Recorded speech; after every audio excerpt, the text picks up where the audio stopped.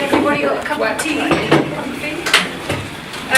So in this part of the session we're going to be having very short presentations of 2 minutes, and I've been told to be very strict with people, which is very hard for an academic to only speak for 2 minutes. And we're going to be talking about various different perspectives on the sort of changing political landscape, including Trump and Brexit, from different angles that might be represented in some of our MA degrees. So we're going to start off with Adrian McKenzie, and I should be timing you. When I give you that signal, it means you better stop. Adrian is the convener of the MA Media and Cultural Studies. Hi everyone. So I'll talk about it from a media and cultural studies perspective a little bit. Obviously the huge irony is that Trump is the host of The Apprentice. He's a television celebrity, and kind of his fame comes from, the most highly rated television program for the last 10 years in the US was The Apprentice. So we have the role of, first thing a media and cultural studies perspective might think about is the role of celebrity and kind of media rituals in the construction of celebrity. That would be one thing that we might think about in relation to Trump. What kind of celebrity is he and how did he take shape? What kind of media rituals? That might be one thing we would look at. It would be one thing we would look at in the media and cultural studies approach. Second thing here is, I guess, the post-truth society. And you may have heard that term. There's a lot of talk about post-truth society and fake news. So there's a lot of issues there. One, obviously, is the irony of a reality TV host kind of talking about fake news. A person whose fakeness is so abundant talking about fakeness. But there's an underlying issue that cuts across kind of political differences, which is about the reconfiguration of media and the ways in which forms of audience, the forms of circulation of kind of ideas, ideologies, myths is being reshaped. And a media and cultural studies perspective would be very interested in that.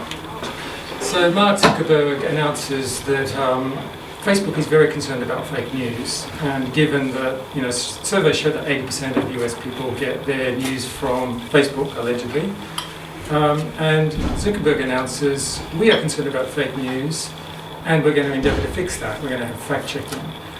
The page in which he makes that announcement is accompanied by an ad which says, "Look what happened to Richard Branson," and it shows an image of Branson kind of severely injured. A piece of fake news that inadvertently Facebook, using its kind of platform, positioned next to Zuckerberg's announcement. So even the most powerful man on earth, that's Zuckerberg, because he controls the information received by 1.8 billion people, can't fully control the operations of the media environment, which he is ostensibly the uber geek of. Uber geek. Yes. What a great place to stop. So I think we'll move straight on to the next person, then we've got a space afterwards for debate and for questions. And moving on to Deborah Faraday. Right, well, how do you talk about gender and women's studies in relation to the current political climate? The intersections are kind of so many and so layered that I find it very difficult to talk for 2 minutes. I find it difficult to talk for 2 minutes anyway about this stuff. So I thought what I do is turn, as a feminist scholar, what I do is turn to sort of weighty tones, and I turn to this favourite text of mine, which is Alison Bechdel's cartoons, Dykes to Watch Out For. And these started in the late 80s, okay. And these characters, so two of the characters in this are women's studies professors. And they were two of the first women's studies academics that I ever met, and many other people ever met. And what's striking about this book is not how it holds up as a historic document, but how many of the conversations that I was reading about as a very young feminist in this comic could be conversations that I'm having with colleagues and with feminist activists today. And I think what this shows is that although there are aspects of the current political and historical moment that are unique, this is just the latest part of a very long struggle.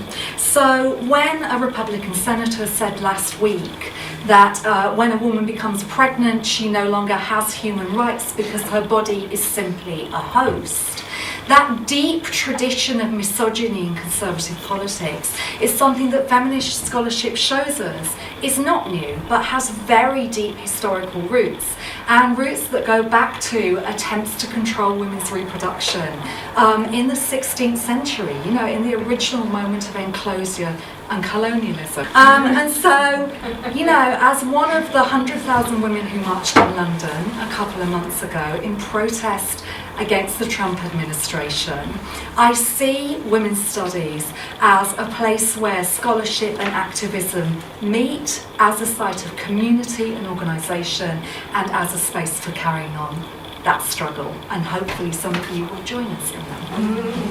Thank you, Deborah. Moving on to Anne-Marie Fortier. I'm tearing up at the stuff.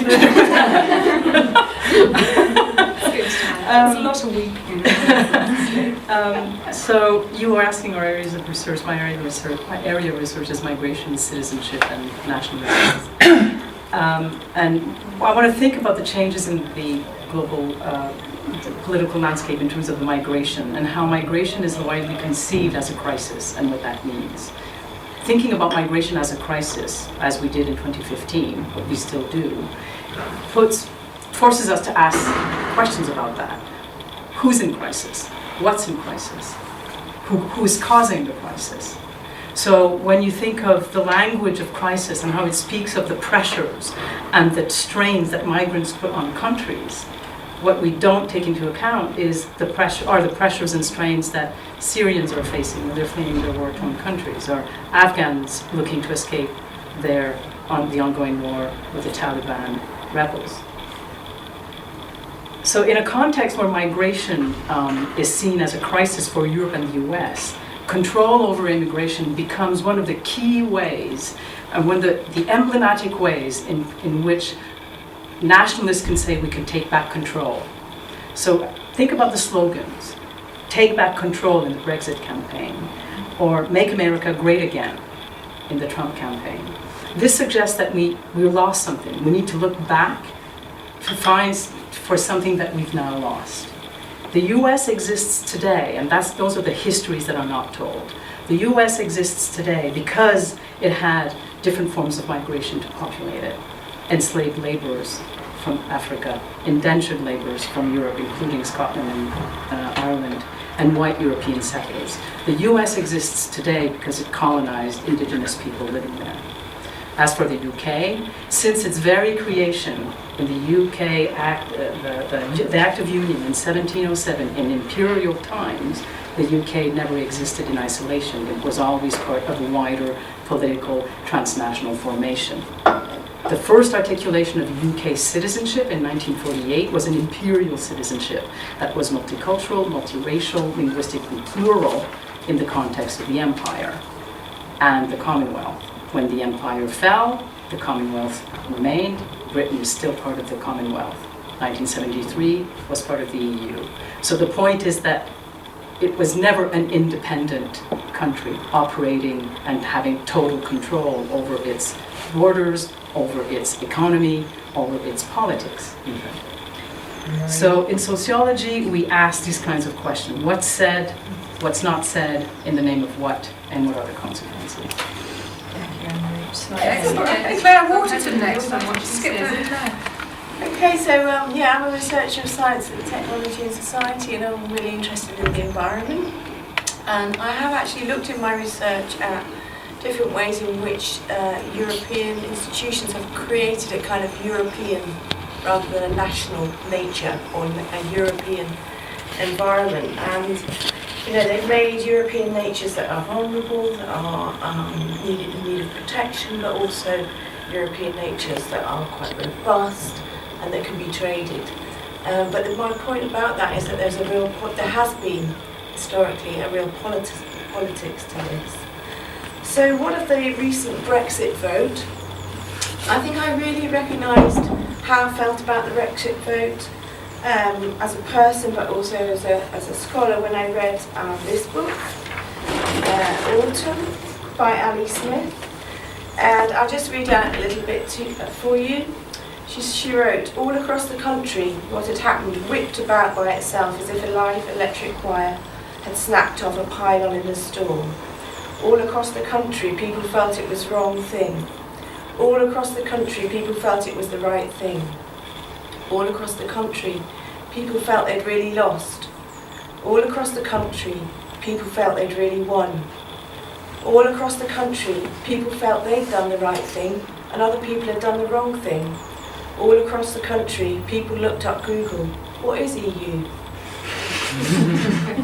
So what I take note of regarding Brexit is first a real bewilderment at the contrary, but very tightly connected and quite wild sort of ideas that Brexit sort of unleashed. As you can see in that piece, these opposites kind of tangling around, wildly flailing around.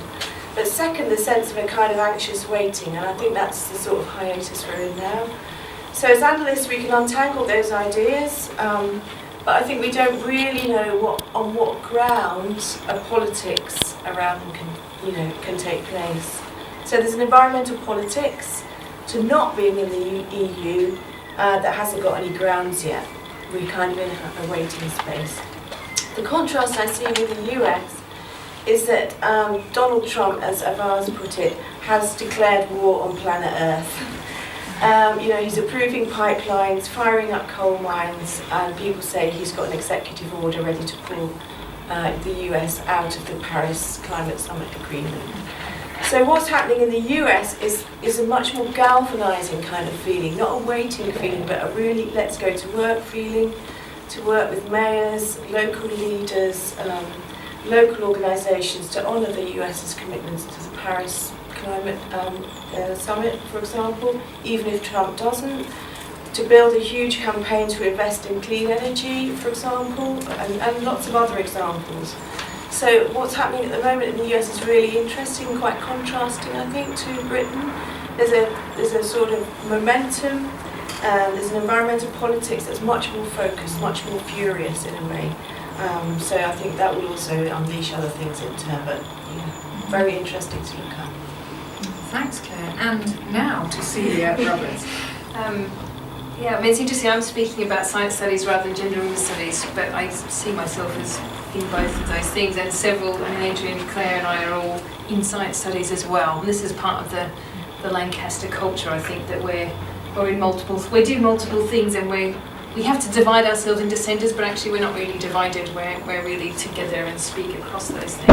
I was just thinking then that next year, 2018, we are hosting the European Association for Science Studies conference here in Lancaster, which is a massive thing for us. It was in Barcelona last year with 10,000 people, something ridiculous. We're hoping there won't be 10,000 people. But we feel very strongly that we are European scholars of science studies. That's what we do. That's who we speak to, and we speak to we speak with colleagues in the US. That every 4 years, that's also a conference where our North American colleagues come. We represent.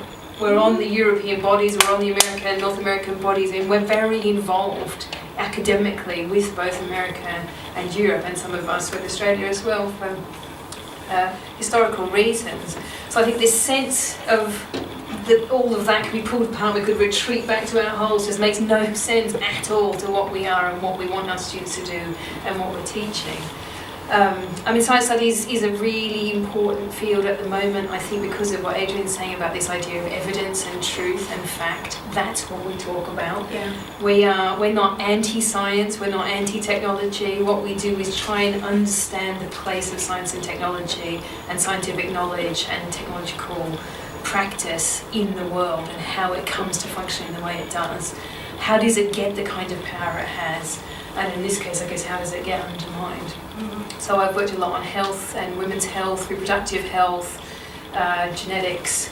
I think what happens when you have a country with no healthcare system, the appalling injustice that's involved in the American healthcare system, which I'm teaching my undergraduates about, and getting totally fired up about the NHS and the absolute desperate need to protect the NHS, which they really didn't know. I know my students are different, but the undergraduates, they just have no idea how tenuous this thing is and how much they could lose if they lost that. And we were talking before about The whole shift away from supporting any abortion charities, talking about contraception, hugely important role of medicine, science and technology in creating social justice, making that possible. And I think that's the science studies approach would take us through studying some of those things, let alone the environmental questions, let alone the digital technology questions. They're all part of science studies. And they're all at stake, it feels like, They're at all the moment. massively at stake.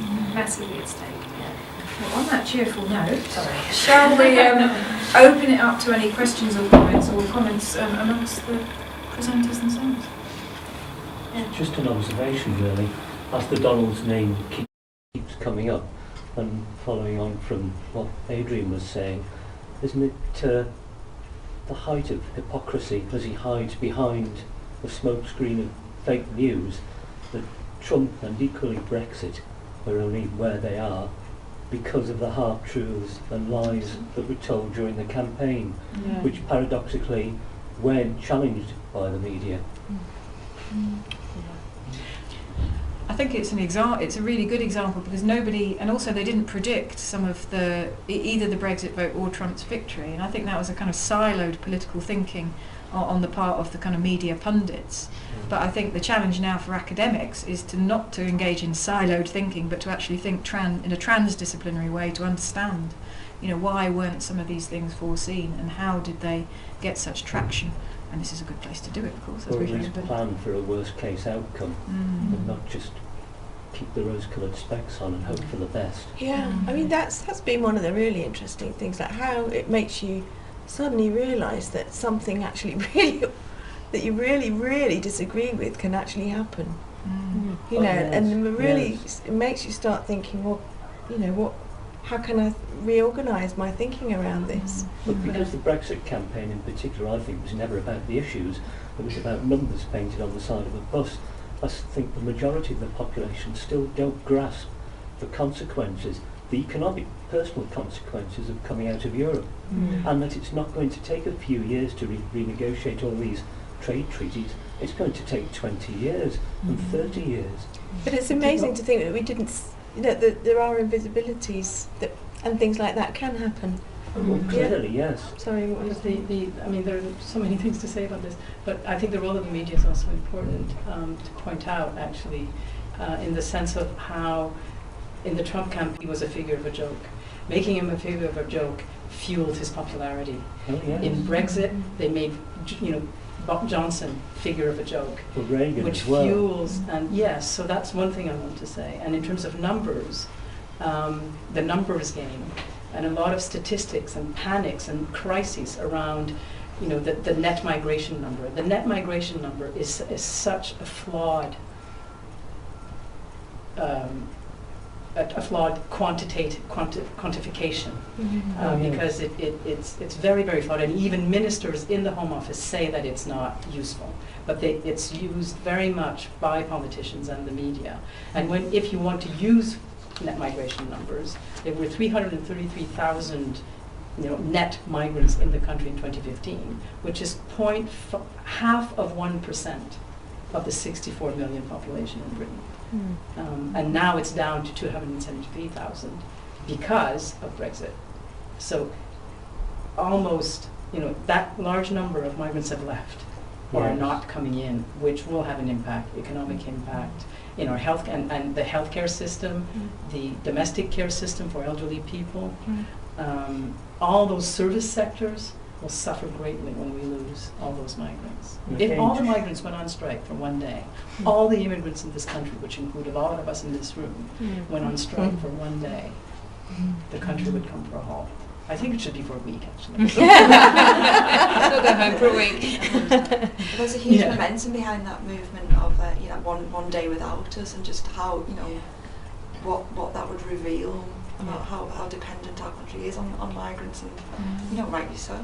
Yes. But I'm just going back to the fake news as well. The danger of that is that you're right, there's a disingenuousness, but it's also extremely deliberate. And there's a closing down of the kind of free press in the US through this rise of an idea. So they're now fake news, whereas a particular version of news is being The celebrated. and alternative welcomed. truth, yes. There was a comment at the back. Yeah, I was just going to ask, because we're talking about living in this time of post-truth and about fake news, and also the fact that Michael Gove said that people were sick of hearing from experts. What do you think? Often there's a sort of gap between research findings and knowledge creation and that actually getting to where it needs to go for change to happen. So what do you think the role of academics is now in this current climate? Like, what can we do as academics to try and bridge that gap and actually stop some of this terrible stuff from happening? What a good question. A sort of sense of renewed urgency and concern, and I think the university actually has got more of a sense of that. That's my it's like, we've got to, speak to the people more often. I mean, as you know, in gender and women's studies, we try to do that a lot by holding public events and trying to have the conversation in public. So we have, those of you who aren't Lancaster people, but we have a annual feminist arts festival called Hear Me Roar, which we're coming into our third year of, where we have feminist artists, performers, but also academic conversations, in Lancaster city centre. I mean, it's small in that way, but we're the only, there's only 2 feminist arts festivals in the whole of the UK, and we're one of them, so that's us getting out there and trying to have conversations in public to get people to think about feminism and engaging with people like you.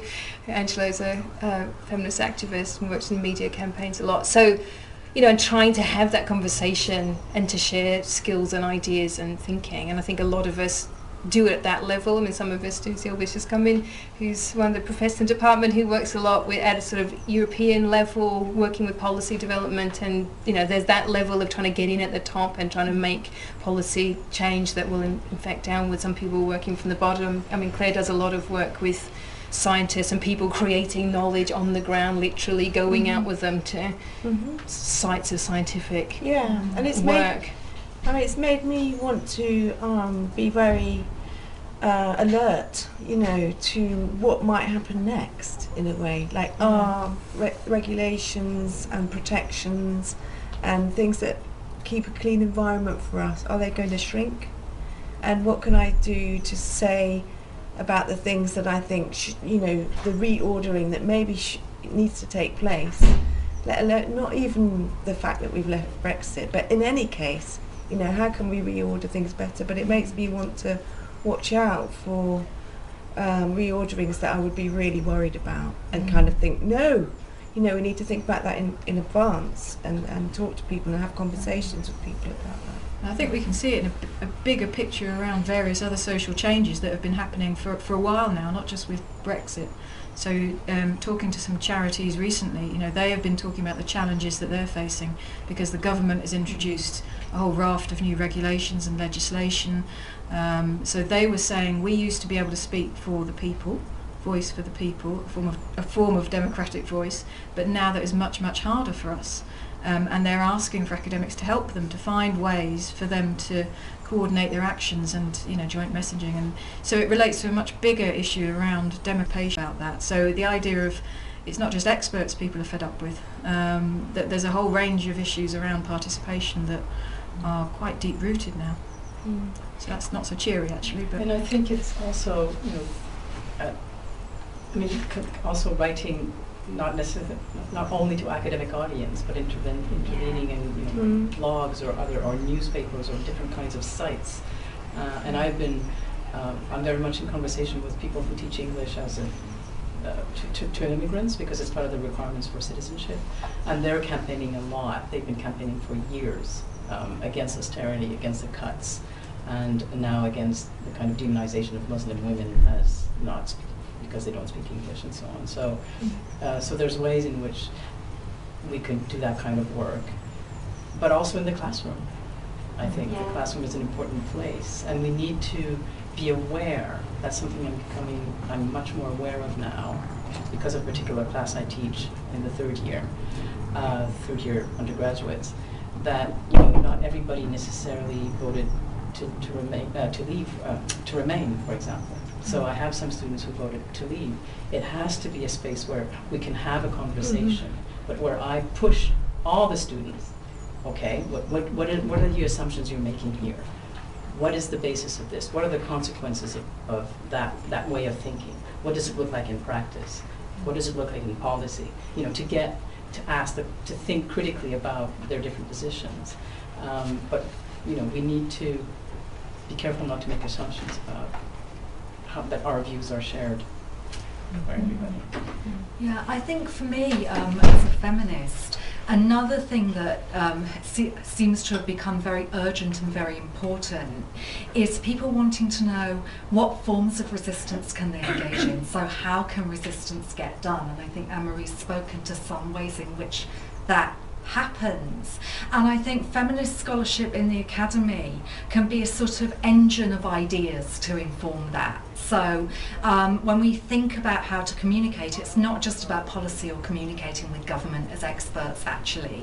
It's about kind of informing those popular resistance movements. And I want to clarify something I said earlier. I said I was one of 100,000 women who marched on London. Obviously it's not just women, it's part of people of all genders. And I think one thing that's really important and really quite heartening that's come out of that is a set of questions about intersectionality. And so if you have this huge solidarity movement, how do you account for the ways in which trans women or sex workers or women of colour get silenced or sometimes aren't represented within that? How do you account for the fact that this movement might be dominated by white women, but white women were often the people who voted for Trump?